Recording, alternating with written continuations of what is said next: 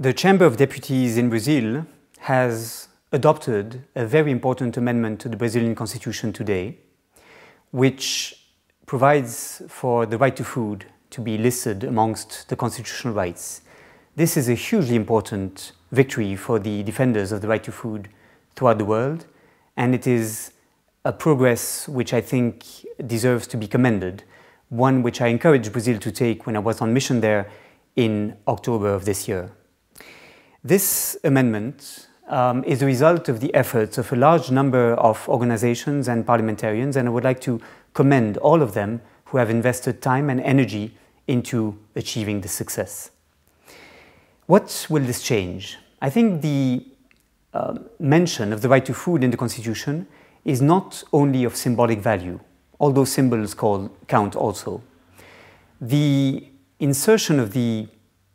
right to food in the Constitution, the adoption of this amendment, means that we shift from the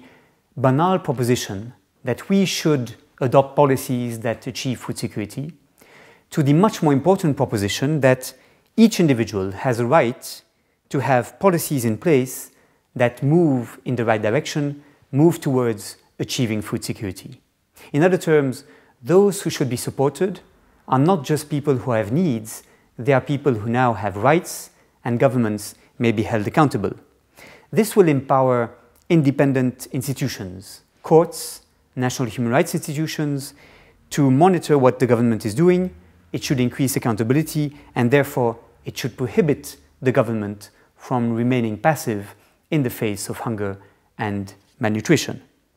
It is my hope that in Brazil, the courts will take seriously this constitutional amendment. It is my hope that they will rely on this new provision of the Constitution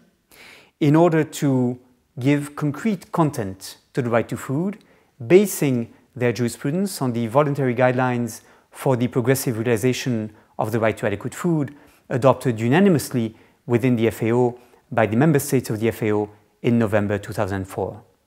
In the world today, some 20 states have the right to food in their constitutions, and an increasingly large number of courts in Colombia, in India, in South Africa, for example, have based their case law on the right to food in order to better protect this human right. Most recently, in Nepal, the Supreme Court has adopted an order on the 25th of September 2008 in which it ordered the government to extend its food aid scheme to 12 districts of the country which had been forgotten from these schemes on the basis of the right to food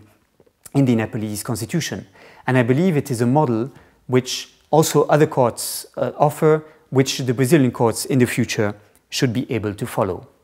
And finally, when I was on mission in Brazil in October, I was impressed by the work done by the Federal Public Ministry, who defends the rights of citizens and is a very important watchdog to ensure that governments take action when this is needed for the effective protection of the rights of the people.